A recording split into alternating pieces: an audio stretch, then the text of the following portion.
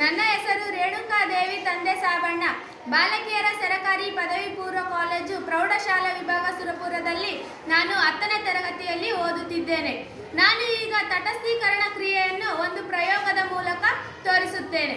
ತಟಸ್ಥೀಕರಣ ಕ್ರಿಯೆ ಎಂದರೆ ಆಮ್ಲ ಮತ್ತು ಪ್ರತ್ಯಾಮ್ಲಗಳು ಪರಸ್ಪರ ವರ್ತಿಸಿ ಲವಣ ಮತ್ತು ನೀರನ್ನು ಉಂಟು ಮಾಡುತ್ತವೆ. ಇದಕ್ಕೆ ತಟಸ್ಥೀಕರಣ ಕ್ರಿಯೆ ಎನ್ನುವರು. ನಾನು ಈಗ ತಟಸ್ಥೀಕರಣ ಕ್ರಿಯೆಯನ್ನು ಪ್ರಯೋಗದ ಮೂಲಕ ಮಾಡಲು ತೆಗೆದುಕೊಂಡ ವಸ್ತುಗಳೆಂದರೆ ಆಮ್ಲವಾದ ಹೈಡ್ರೋಕ್ಲೋರಿಕ್ ಆಮ್ಲ ಮತ್ತು ಪ್ರತ್ಯಾಮ್ಲವಾದ ಸೋಡಿಯಂ ಹೈಡ್ರಾಕ್ಸೈಡ್ ಅನ್ನು ತೆಗೆದುಕೊಂಡಿದ್ದೇನೆ. ಈಗ ನಾನು ಸೋಡಿಯಂ ಹೈಡ್ರಾಕ್ಸೈಡ್ ದ್ರಾವಣಕ್ಕೆ ಸಂಶ್ಲೇಷಿತ ಸೂಚಕವಾಗಿ ಫಿನಾಫ್ಥಲಿನ್ ಅನ್ನು ಉಪಯೋಗಿಸುತ್ತೇನೆ.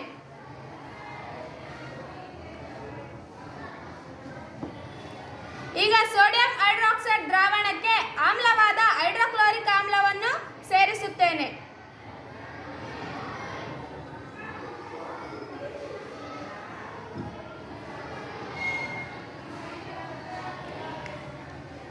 ಆಮ್ಲವಾದ ಹೈಡ್ರೋಕ್ಲೋರಿಕ್ ಆಮ್ಲ ಮತ್ತು ಪ್ರತ್ಯಾಮ್ಲವಾದ ಸೋಡಿಯಂ ಹೈಡ್ರಾಕ್ಸೈಡ್ ಪರಸ್ಪರ ವರ್ತಿಸಿ ಸೋಡಿಯಂ ಕ್ಲೋರೈಡ್ ಮತ್ತು ನೀರನ್ನು ಉಂಟು ಮಾಡುತ್ತದೆ.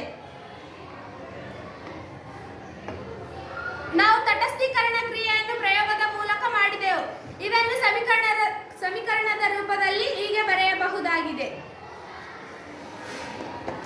ಧನ್ಯವಾದ.